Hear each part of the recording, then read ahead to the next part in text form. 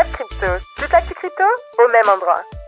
Afflux sur les ETF, Ethereum et Bitcoin, tandis qu'en parallèle, on verra sur les graphiques, les prix stabilisent, même si on sent qu'à court terme, on a une légère reprise haussière, malgré la liquidation qu'il y a eu cette nuit entre dimanche et lundi, où on a vu les cours baisser comme ça d'un coup de manière très brutale suite à des liquidations en cascade, mais ça, vous le savez, c'est quand même un grand classique de la crypto. Donc au niveau macroéconomie, ce qui se passe actuellement, c'est autour du Groenland, donc Donald Trump qui va imposer des droits de douane à 8 pays européens. Vous voyez que depuis ici, encore une fois, c'est cet indicateur, autour de la période de Noël, comme je vous l'expliquais, 20 décembre jusqu'au 30 décembre, on commence à avoir des rachats. Des rachats qui commencent à être importants puisque, alors ici j'ai peut-être un peu trop zoomé, hop, on va essayer de regarder ça. Hop, voilà. Donc des rachats qui commencent à devenir importants à partir de cette période-là. Et vous voyez que là, on commence à réellement avoir ici un premier pic du nombre de bitcoins détenus par les baleines. On passe de 3,06 millions de bitcoins à 3,118 millions de bitcoins. Donc on parle de plus de 100 000 bitcoins qui ont été achetés pendant ces quelques jours là de la fin d'année 2025. Et ici, vous voyez que c'est de nouveau le cas.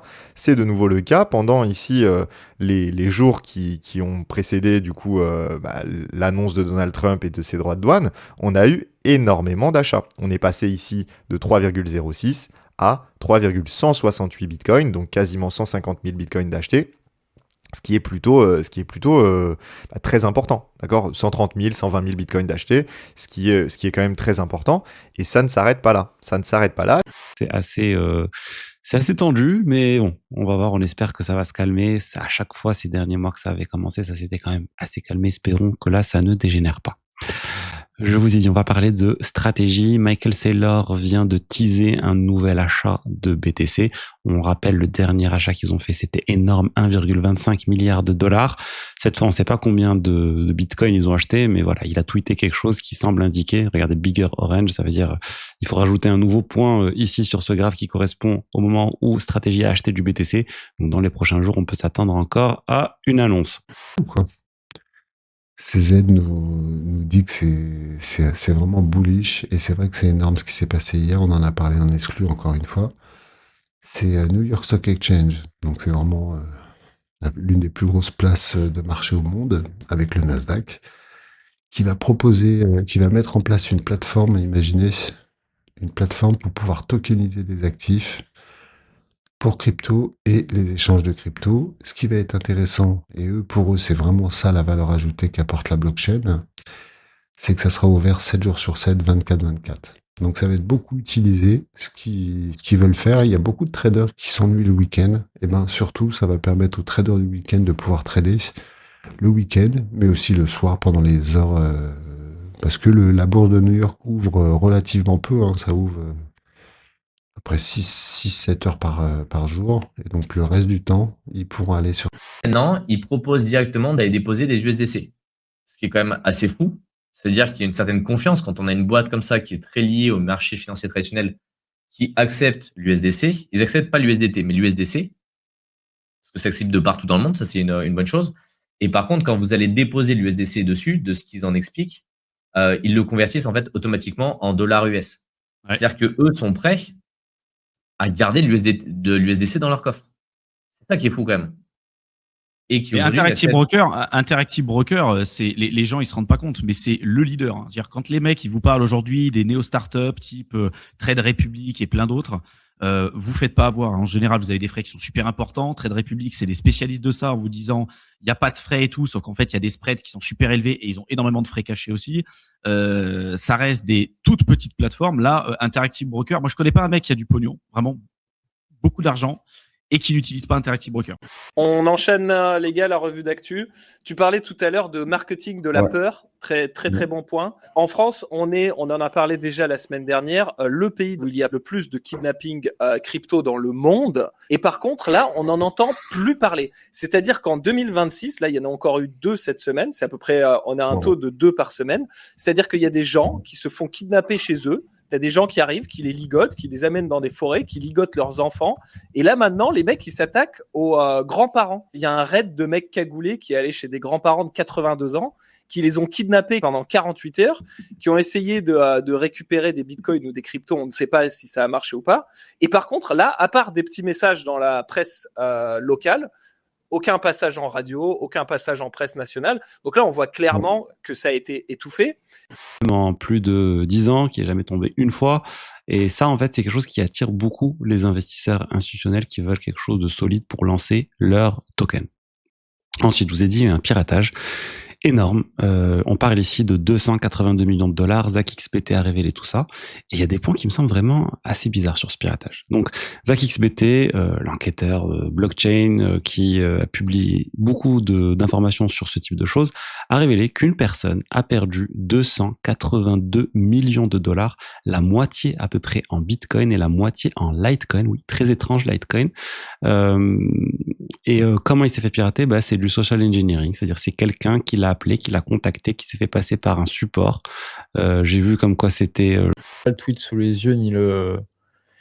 Mais en gros, de ce qui se passe, c'est que on a il y a encore eu des exploits sur Polymarket, les daily exploits, des trucs où c'est comme sur Backpack, mais où sur Polymarket, tu sais, tu peux parier maintenant sur les prix sur 15 minutes. Je crois c'est sur 15 minutes, sur 5 minutes, sur la fin des prix. C'est du gambling.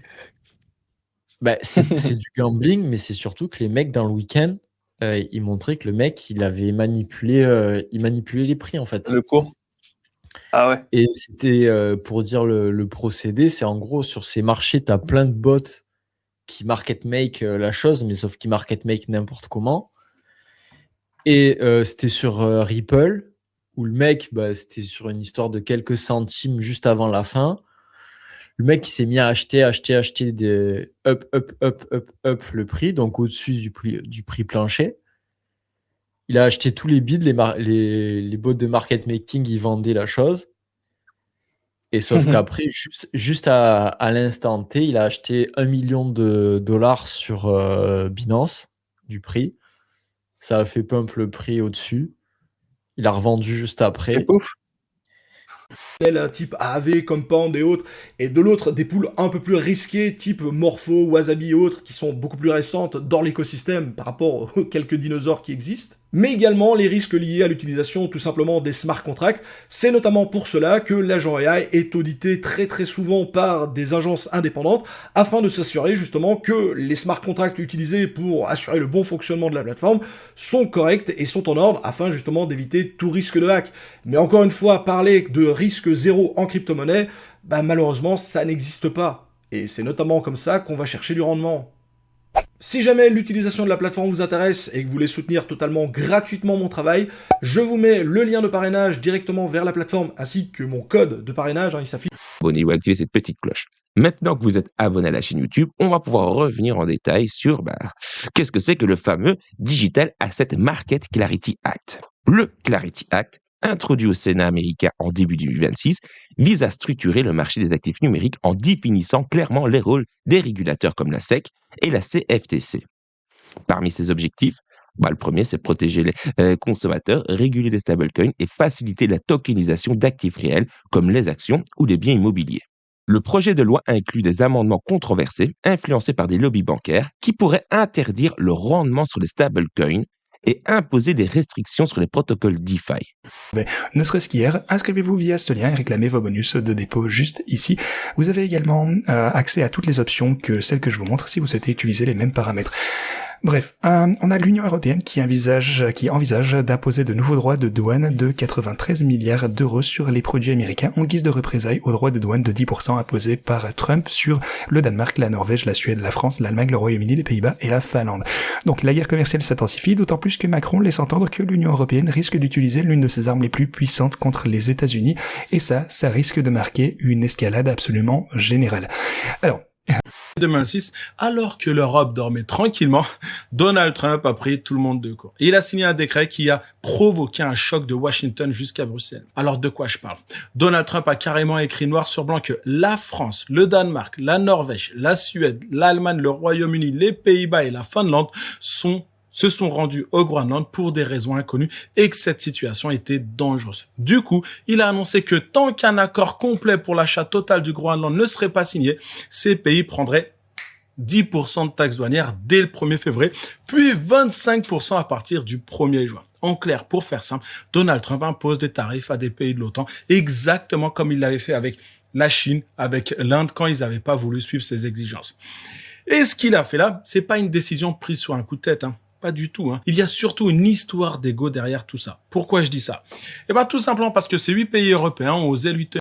Donald Trump, bonne chance. La menace de passer à 25% de taxes sur l'Europe a résonné jusqu'à Singapour. On reparle même de l'option militaire et du précédent vénézuélien du début d'année. Et résultat, c'est la ruée vers l'or. L'or vient de pulvériser ses records historiques et l'argent suit le mouvement. On ne cherche plus le profit, on cherche un bunker financier pour se planquer en attendant que l'horizon s'éclaircisse. Mais, au milieu de ce chaos, une poche de résistance a surgi là où on ne l'attendait pas. En Corée du Sud, le KOSPI a décidé de faire de la résistance parce que le business n'attend pas. On aura vendredi donc le PMI manufacturier, notamment du côté des États-Unis, et le PCE ce jeudi. On aura également un discours de Donald Trump mercredi. Donc, est-ce qu'il va faire de grandes annonces vis-à-vis justement des tarifs? Et mardi, toujours donc demain, on aura, même si c'est pas marqué ici dans le calendrier économique, la mise en place donc des derniers droits de douane. Donc là, on a une menace à court terme qui est plutôt dirigée vers le début février,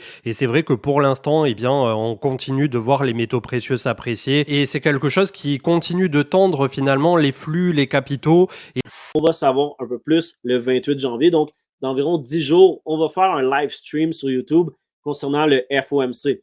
Le FOMC, c'est une rencontre qui arrive à un certain intervalle de la part de la Réserve fédérale américaine, le Federal Open Market Committee, et ils se rencontrent, plusieurs membres de la Fed, et ils votent sur les politiques monétaires. Est-ce qu'on augmente ou réduit notre bilan financier? Est-ce qu'on augmente ou réduit les taux d'intérêt? Et ainsi de suite. Okay? Donc, vraiment important à comprendre. Ça va se passer dans une dizaine de jours et on va entendre le ton de Powell. Je crois que ça va être un ton qui est vraiment sévère et un ton dur. Donc, j'ai très hâte de voir comment le marché va réagir face à cette nouvelle-là. Dans le chat ici de Twitter, on a Paul Cractus qui a dit « Ça sent le crash boursier à partir de février ». Pour le moment, je n'ai pas nécessairement d'opinion vraiment solide sur un crash boursier à partir de février. Il faut comprendre que ce qu'on a discuté dans les dernières analyses, en fait, c'est qu'au niveau du marché des actions, on est toujours en all-time high. Okay? Donc, à ce moment-là, il faudra laisser faire le rallye se faire et puis peut-être qu'on reviendra visiter le plus bas de 2025 sur le dollar et le plus haut de 2025 sur l'euro USD éventuellement. Et pour finir avec le gold, ça techniquement c'est favorable pour l'or. Déjà qu'il y a du momentum, tout ce qui est gold, silver, etc., ça peut être favorable pour eux, puisque déjà ils ont du momentum, mais en plus de ça, qui dit incertitude sur le dollar, dit incertitude sur les actions, les indices, ça renforce le gold théoriquement. Et je crois que, alors je pourrais pas checker les bonds ici, il faudra regarder cette semaine si jamais ça fait quelque chose ou non, mais il n'y a pas trop d'intérêt du côté des bonds pour le moment. Mais ici, théoriquement, ça c'est positif. Donc comme celui que je vous ai montré tout à l'heure. Et pour être un petit peu plus précis que tout à l'heure, GMI, c'est une plateforme de recherche macro-financière qui a été fondée par Raoul Pal. Et on voit bien que depuis un petit peu plus que mi-2025, on assiste à une décorrélation entre les liquidités et Bitcoin, contrairement au Nasdaq, comme on peut le voir sur ce graphique, où le Nasdaq va un petit peu mieux suivre l'évolution de la liquidité. Et c'est une des raisons pour lesquelles je vous disais, c'est pas parce que les liquidités augmentent que Bitcoin et les cryptos vont nécessairement augmenter, sauf si, bien sûr, on considère que... On fait squeeze. Oui, parce qu'en fait, on est venu récupérer les stops, donc c'est tout à fait normal. Et si on commence à s'installer sous cette zone, là, oui, on peut parler de réintégration. Assez rapidement, il y a un premier niveau qui nous saute aux yeux, c'est cette zone de fair value gap en daily, mais elle est ridicule, elle est minuscule, mais ça serait de venir à 89 253. Maintenant, je pense qu'en cas de réintégration, vraiment, l'objectif minimum, c'est le plus bas de janvier. Et quand je vois tout ce qu'on a laissé derrière nous, pour être honnête, pour moi, c'est continuation baissière sous les 80 006. Et après, on voit ce qui se passe. Est-ce que ça réagit? Est-ce que ça réagit pas? Si ça réagit, peut-être marquer un bottom définitif. Si ça ne réagit pas, prochaine zone d'intérêt, c'est cette zone de fair value gap. Alors, ce zap t'a plu? Fais-le moi savoir en commentaire.